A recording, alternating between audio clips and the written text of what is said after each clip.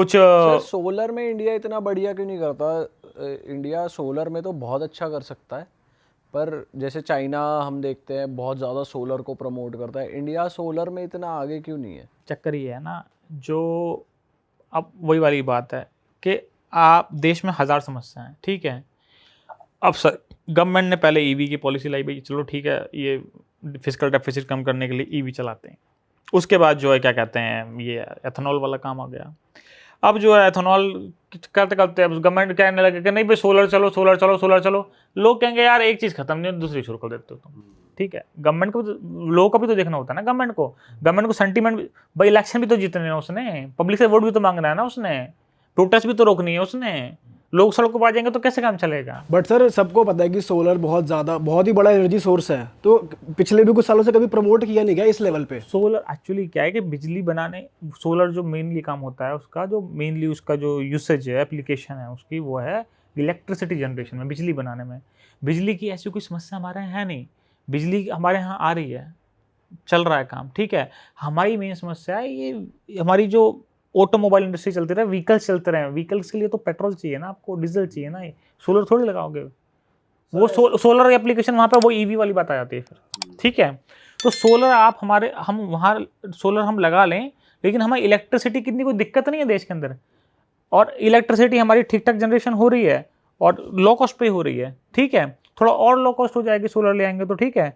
Again फिर वही वाली बात, चाइना से हैवी इंपोर्ट, और फिर चाइना से वैसे ही $100 बिलियन का डेफिसिट चल रहा है हमारा। $100 बिलियन हम कमा के देते हैं चाइना को, हम क्या कमा रहे हैं उससे? $100 बिलियन, मतलब वैसे $100 बिलियन। दुश्मन कंट्री है हमारी। मतलब 1962 में हमने हजारों शहीद करवाए अपने जवान, और वहाँ उसको हमने $100 बिलियन अपने हाथ से कमा के दे रहे हैं हम उसको, वही लोग।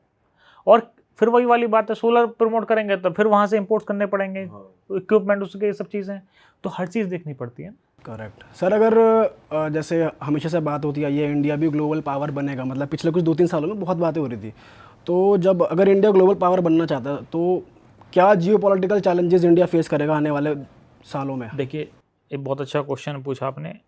सबसे बड़ी बात तो जो ग्लोबल पावर बनता है ना, जब कोई भी कंट्री, आप देखो यूएस था ग्लोबल पावर, मतलब सुपर पावर, अभी भी है, डिक्लाइन पे लेकिन अभी भी है। कितने सारे अलाइज हैं उसके, मतलब पूरा नेटो उसका अलाई है, कनाडा उसका अलाई। अब तो थोड़ा सा चल रहा है इनमें, लेकिन आज तक तो 70-80 साल से तो देख रहे हो ना आप, मतलब फ्रांस भी, यूके भी, इटली भी, ठीक है, स्विट्जरलैंड भी, ठीक है, कनाडा भी, मैक्सिको भी, जापान भी, साउथ कोरिया भी, ऑस्ट्रेलिया, सारे अलाई है ना। इतनी सारी तगड़ी तगड़ी कंट्री आपके अलाई हैं, तो आप बने हो ना सुपर पावर। करेक्ट। चाइना को देख लेते हैं, चाइना जो इमर्जिंग सुपर पावर है, नेक्स्ट सुपर पावर है, उसके अलाई कितने सारे हैं, ईरान उसका अलाई, ठीक है। और ये सारे, रशिया ग्रेट पावर उसका अलाई, पाकिस्तान ठीक है, पाकिस्तान उसका अलाई। रशिया चाइना तो बिल्कुल ऐसे है ना, बिल्कुल उनके तो कोई फर्क ही नहीं है, वो दे आर वन, ठीक है। तो कितने सारे अलाई हैं उसके भी, ठीक है। तो सबसे बड़ी बात यही है कि जो भी ग्रेट पावर बनी है, जैसे आपने क्वेश्चन पूछा कि सुपर पावर या ग्रेट पावर हमें बनना है तो उसके लिए क्या करना पड़ेगा, तो एलाइज होने आपके बहुत ज़रूरी है, आपके दोस्त होने बहुत ज़रूरी हैं। बिना दोस्त के, बिना, जैसे बिना टीम के एक कंपनी नहीं चल सकती ना, एक आदमी नहीं चला सकता कंपनी को। बिना मेंबर जब तक साथ ना दें तब तक घर नहीं चल सकता कोई। ऐसी अकेला इंसान कोई कुछ नहीं कर सकता, अकेली कंट्री भी कोई कुछ नहीं कर सकती। सर अभी स्टेट पे इंडिया ब्लाइंडली किसी पर ट्रस्ट नहीं कर सकता? ऐसी कोई भी कंट्री नहीं है इसको हम ब्लाइंडली ट्रस्ट कर सकते हैं। इजराइल इसराइल की अगर हम बात करें तो ग्रेट रिलेशंस तो हमारे बहुत अच्छे रिलेशंस हैं इसराइल से, लेकिन एक चीज़ आप देखो, अभी की एग्जांपल लेते हैं, रिसेंट वाला ही, कितनी समस्या हमारे को हो गई थी अभी यहाँ गैस की लाइन में। देखो कितने लोग लगे हुए थे, लोग यहाँ लेबर रो रही थी। आनंद विहार, ये बस स्टैंड पे, आनंद विहार रेलवे स्टेशन पे, जो दिल्ली में लेबर क्लास थी, क्योंकि 3,000 रुपये का सिलेंडर हो गया था, 2,000 रुपये का सिलेंडर हो गया, लोग रो रहे थे यहाँ खड़े होकर, और लोग अपने घर को वापस जा रहे थे, और ये बोल रहे थे कि हम कभी वापस नहीं आएंगे। एक जो 500 रुपये 600 रुपये दिहाड़ी मजदूर है, उसका उस पर क्या गुजरी होगी जब उसने देखा होगा उसने 2,000 रुपये सिलेंडर, ठीक है। 2,000 रुपये जो सिलेंडर हुआ हमारे यहाँ, जो ये इतना पीएम मोदी को भी और गवर्नमेंट को भी इतनी हाई लेवल मीटिंग्स करनी पड़ी, देश की जनता को इतनी समस्या हुई, पूरी की पूरी जो हमारा जो सराफा बाज़ार है, जो गोल्ड की, जो सबका काम ठंडा हो गया, ठीक है। क्योंकि पीएम मोदी को अपील करनी पड़ी कि भाई आप वही वाली बात कि इंपोर्ट बढ़ेगा, हम इंपोर्ट करेंगे तो अब यही है कि आप खरीदो मत। ठीक है, ये जो सारी समस्या अभी हमें हुई 30-40 दिन की वॉर के अंदर, ये समस्या हमारा जो एलाई है इजराइल को दिख तो रही होंगी ना, कितनी समस्या हो रही है। अगर वो हमारा सच में वो वाला एलाई है कि आँख बंद करके हम भरोसा कर सकते हैं, तो कुछ तो हमारे लिए वो करता है ना, कम से कम हमारे लिए कम से कम इतना ही करता कि ठीक है, वॉर को जो है वो उस तरीके से ना करता कि भाई उसको ये समस्याएं हमको फेस करनी पड़े। ठीक है, उसने तो अपना एजेंडा चालू रखा। अगर हम वाकई इतने अच्छे दोस्त हैं या हमारा इजराइल इतना अच्छा दोस्त है, तो इतनी समस्या हमने फेस करी, कहीं पर नाम आया कि इसमें हमारे को हेल्प करी है अमेरिका ने, इजराइल ने इसमें हेल्प करी है। बल्कि हुआ क्या कि इजराइल अमेरिका की वहाँ और ईरान से वॉर चल रही है, पूरी दुनिया के जहाज जा रहे हैं। 3 जहाज जब हमारा अटैक हुआ, पहले एक जहाज पर अटैक हुआ, फिर दूसरे जहाज पर अटैक हुआ, फिर तीसरे जहाज पर अटैक हुआ, 3 हमारे नाविक मारे गए उसमें। किसी और देश के मारे गए? मेरे को तो नहीं सुना, मैंने तो नहीं सुना। मतलब ये ऐसे करते हैं एलाई के साथ, इसे एलाई बोलना कहते हैं कि मतलब बंदे मारते हैं एलाई के। ठीक है, यूएस इजराइल एक ही बात है ना उनके, तो एक ही साथ नाम लो। पहले इंडो पैसिफिक उनकी जो यहाँ की कमांड थी, ठीक है, अब उसमें से इंडो हटा दिया, खाली पैसिफिक छोड़ दिया उसको, यूएस पैसिफिक कर दिया ना कमांड का नाम यहाँ का। मतलब वो कह रहे हैं कि मतलब हमें इंडिया के साथ नहीं चाहिए, ये सिग्नलिंग कर रहे हैं। इसे कहते हैं स्ट्रेटेजिक एलाई, इसे कहते हैं स्ट्रेटेजिक पार्टनर। ठीक है, तो वो करके तो आपका कोई दोस्त है, वो दोस्त वाले काम करके तो दिखाए तो आप दोस्त कहोगे ना उसको। पर सर जैसे हम देखते हैं कि पीएम मोदी और पुतिन भी साथ रहते हैं और चाइना के प्रेसिडेंट भी कभी कभार दिख जाते हैं, तो हो सकते हैं रिलेशन बढ़िया चाइना के साथ। देखिए चाइना के साथ रिलेशंस बढ़िया हो तो सकते हैं, मेन समस्या है कि चाइना का जो सपोर्ट है पाकिस्तान को, हमारा जो कहते हैं खूनी दुश्मनी जो है, एक तो पाकिस्तान से है, एक चाइना से चलो थोड़ी पुरानी होगी लेकिन दुश्मनी तो है। 1962 का जंग हम भूले तो नहीं ना, उसको जो डैमेज हमको हुई ना हम भूले उसको। ठीक है, आज तक नहीं भूले कभी। अक्साई चीन जो हमारा उधर है वो हम नहीं भूले कभी, नहीं भूल सकते हैं उसको। प्रॉब्लम ये है कि आपकी जब रिलेशनशिप बढ़ती है ना, अब जैसे हम आम जिंदगी में दोस्त बनाते हैं तो हम ये देखते हैं कि यार इसने हमारे साथ किया क्या है। जब आपका पीछे खटास हो रिश्तों के अंदर, तो आगे मीठे रिश्ते बनाने बड़े मुश्किल आते हैं। पीछे बैकग्राउंड क्लीन हो तो आप उसके साथ एक नई राह पे चल सकते हो। जब पीछे आपके रिश्ते ठीक नहीं है, आपके खटास रिश्तों के अंदर, तो आप नई उन खटास वाले रिश्तों पे कैसे रखोगे। ठीक है, चाइना के साथ लेकिन फिर भी जो यूएस चाहता है कि हम जो है क्या कहते हैं उसका प्लेग्राउंड बन जाएं और हम चाइना के लिए जो है ना उसकी फ्रंट पोस्ट बन जाएं, ठीक है, वो हम बिल्कुल नहीं बन सकते। वो हमने बिल्कुल क्लियर है हमारी पॉलिसी मेकर्स को, हमारे फॉरेन मिनिस्ट्री को, हमारे पीएम को, हमारी सरकार को, कि भाई हम ये दूसरे के लिए, तो हम यूएस के लिए प्लेग्राउंड हम नहीं बनेंगे। We are not for sale. ठीक है, तो इसीलिए आपने देखा भी होगा, अब थोड़ा रिलेशंस बेटर हुए, वो डायरेक्ट फ्लाइट भी चालू हुई है बीजिंग से न्यू दिल्ली की। और इसके अलावा आपने ये भी देखा होगा कि ये आना जाना भी हुआ है हमारा, कुछ विजिट्स वहाँ की भी हुई हैं और यहाँ भी आए वो। ठीक है, ट्रेड भी हमारा जो पहले ठीक है उस समय भी थोड़ी बेहतरी हुई है। तो हमने कोशिश अपनी तरफ से करी है कि हम थोड़े बेहतर करें चाइना के साथ रिलेशंस। लेकिन फिर मैं वही वाली बात है कि पीछे खटास हिस्ट्री अगर बेकार रही है तो फिर हिस्ट्री एक तो अच्छा, आप उस पर उस तरीके से भरोसा नहीं कर सकते आप। सर कौन सी ऐसी कंट्री अगर इंडिया सुपर पावर बनने की तरफ चलता है तो उस कंट्री के साथ अपने अलायंस बनाए, आपको क्या लगता है? देखिए वैसे तो इस चीज़ का जवाब जो है ना प्रैक्टिकली अगर मैं दूं तो चढ़ते सूरज को सलाम है। मतलब कहने का मतलब है कि चाइना और उसके आसपास के, क्योंकि हमारा इलाका भी यही है ना, हमारा पड़ोसी कौन है। मतलब आपको सुपर पावर बनना है और आपको मोहल्ले में, आपको जैसे कि अपने कॉलोनी के अंदर आपको एक सुकून के साथ रहना है, तो आपके पड़ोसी के साथ रिश्ते होने अच्छे ज़रूरी हैं। उसके बिना रह सकते हो आप? नहीं रह सकते ना। और आपका पड़ोसी अगर मान लो वो एक सुपर पावर बनने वाला है, तो फिर तो ज़रूर उसके साथ अच्छे होने चाहिए रिश्ते। तो अगर मैं प्रैक्टिकली बात करूँ, प्रैग्मेटिज्म पर जाऊँ, तो सीधी सी बात है चाइना के साथ हमारे रिश्ते बेहतर होने चाहिए। क्योंकि सीधी सी बात है, कल चाइना का है तो हम चाइना के साथ अच्छे रिश्ते करेंगे तो अपना जो है। लेकिन समस्या वही है कि चाइना का सपोर्ट जो पाकिस्तान को, उस चक्कर में हम जो है कर नहीं पाते, और पीछे चाइना के साथ भी हमारी जंग हुई है।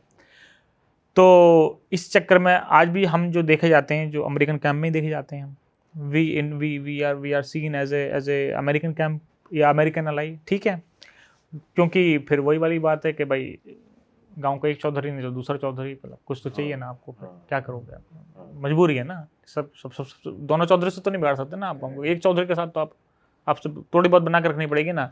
लेकिन अमेरिका का यही है कि बस उनका तो सबके साथ यही है कि हमारी जैसी करो, हमारी जैसी सुनो तो ठीक है, नहीं तो छुट्टी छुट्टी।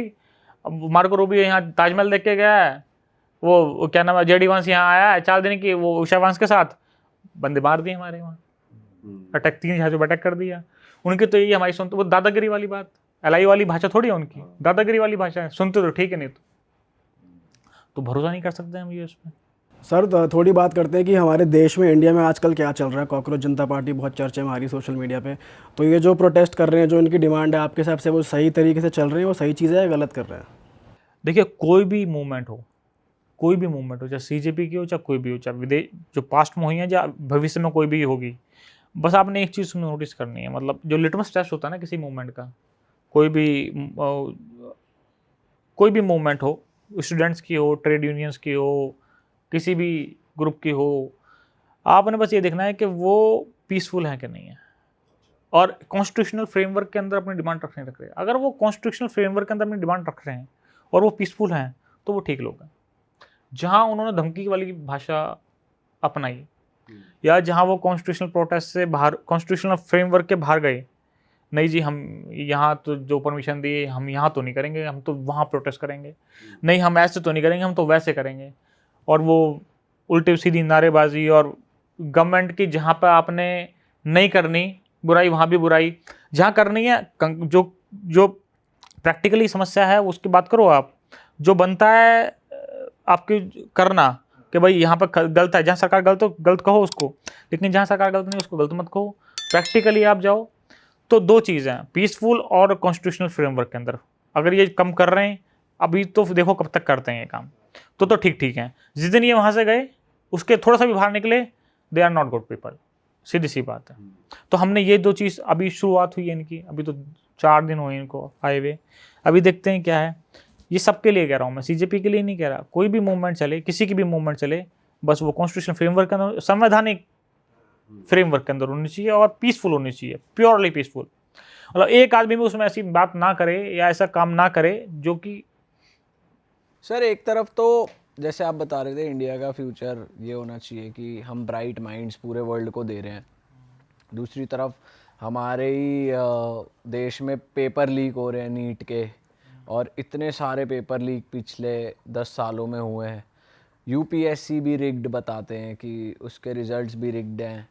जो लोग पिछले साल रैंक होल्डर्स थे वो कोई सर्टिफिकेट लगा देते हैं, नेक्स्ट ईयर वो रैंक होल्डर बन जाते हैं नेक्स्ट अटेम्प्ट में। तो इस तरीके के अगर स्कैम्स होंगे लोगों के साथ और चीज़ें होंगी, तो फिर ये ब्राइट माइंड्स वाला सपना भी पूरा नहीं हो पाएगा फिर तो। बिल्कुल ठीक कह रहे हैं आप। देखिए ये सरकार की जिम्मेदारी है कि एक ऐसी सिस्टम बना के रखे कि वो जो कि बिल्कुल निष्पक्ष हो, जिसमें कोई लीकेज ना हो। मतलब ये करप्शन मतलब लीकेज ना, करप्शन के चक्कर में हो रहा है ना सब कुछ, सारा खेल करप्शन का ही है ना, पैसे बनाने की बात है ना। लीकेज ना हो, एक वो सिस्टम हो जो ट्रांसपेरेंट हो, निष्पक्ष हो, ये सरकार की जिम्मेदारी है। जो भी ये नीट का बोर्ड है, ठीक है, ये जितने भी कॉम्पिटिटिव एग्ज़ाम्स हैं इनके बोर्ड हैं, डायरेक्टली जो काम करते हैं वो काम तो ये मिनिस्ट्री ऑफ एजुकेशन और जो गवर्नमेंट के जो इंस्टीट्यूशन उनके अंदर ही करते हैं ना। तो सीधी सी बात है, आपको एक्शन लेना पड़ेगा।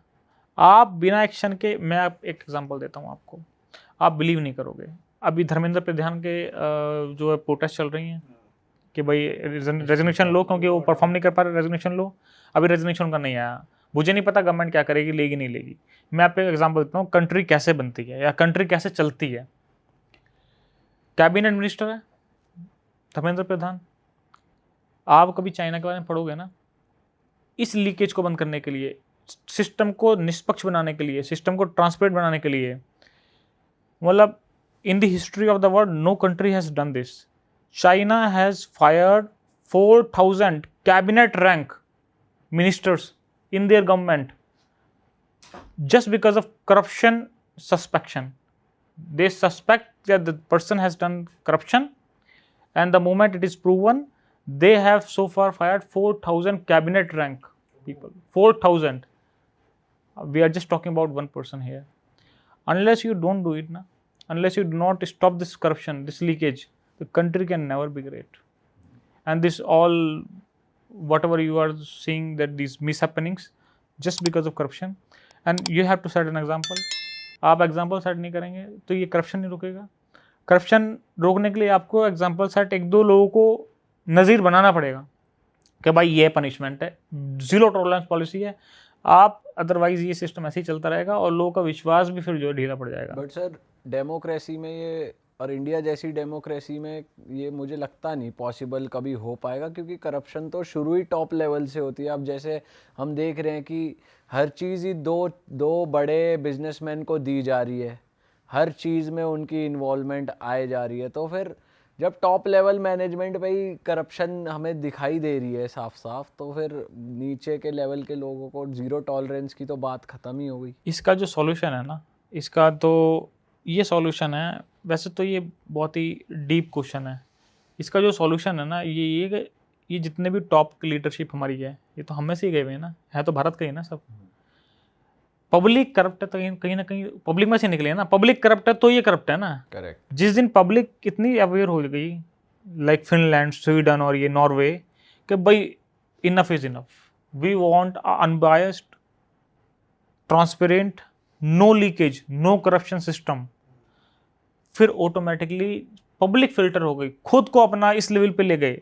वो बहुत मेहनत वाला काम है, बहुत उसके लिए त्याग चाहिए, बलिदान चाहिए उसके लिए. पब्लिक, जब तक पब्लिक नहीं बनेगी ऐसी, तब तक वो लोग पब्लिक में से निकल के ऊपर नहीं जाएंगे, और तब तक पब्लिक ऐसे लोगों को रोक नहीं सकती. पब्लिक से ही सारा काम, न्यूक्लियस जो है ना इसका, इस प्रॉब्लम का सॉल्यूशन का, वो पब्लिक है. आप सही कह रहे हो सर, क्योंकि एक तरफ तो हम ये देखते हैं पैसे दे के वोट खरीद लिए, पर अगर मिडिल क्लास की भी बात की जाए या अमीरों की भी बात की जाए, हर आदमी अपने जानने वाले को फेवर करना चाहेगा कि वो पावर में आएगा तो मेरे को फेवर बैक मिले. सीधी सी बात है, जहाँ भाई भतीजावाद नहीं है, नेपोटिज्म नहीं है, वहाँ यारवाद है. सर क्या लैक ऑफ एजुकेशन भी एक बहुत बड़ा फैक्टर बनता है इस चीज़ के लिए? बिल्कुल. जितने लोग अभी 75% चल रही है लिटरेसी रेट, जो मैं फिनलैंड और स्वीडन, ये नॉर्वे, जहाँ पर कोई लीकेज नहीं है, मतलब नेग्लिजिबल है लीकेज, करप्शन नहीं है, ठीक है, ट्रांसपेरेंट है, लोगों को बेहतरीन सड़कें हैं, लोगों के लिए बेहतरीन स्वास्थ्य सेवाएं हैं, हर चीज़ वहाँ देखो ना, हर यू नेम इट, मतलब everything you C,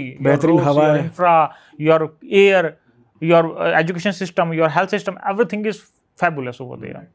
Just because the people, the literacy rate is 99%, 97%, 95%, and literacy rate भी they are very high quality education. मतलब वो literacy भी है लेकिन education भी बहुत quality वाली है. तो वही वाली बात आ गई ना, नीचे सब क्लियर होगा तो ऊपर भी क्लियर हो जाएगा. नीचे क्लियर नहीं है तो भैया वो कोई आसमान से नहीं आएंगे, आसमान से नहीं आते, वो इधर से आते हैं सारे. और सर वैसे जैसे बाहर कंट्री वाइज तो चल ही रही है डिस्टर्बेंस, इंडिया वाइज भी आपको कुछ दिखता है कि जैसे इंडिया में ही लोग आपस में बहुत ज़्यादा वो है कि भाई लड़ने को तैयार, और कहीं भी दंगे हो रहे, कुछ भी हो रहा है, तो आपको विद इन इंडिया क्या सिचुएशन लगती है? देखो विद इन इंडिया तो ये है कि एक तो हमारे यहाँ जो कास्ट सिस्टम है ना, ये बड़ा पुल बैक करता है ग्रोथ को. मतलब ये कास्ट एंड रिलीजन, एक तो ये पुल बैक करता है.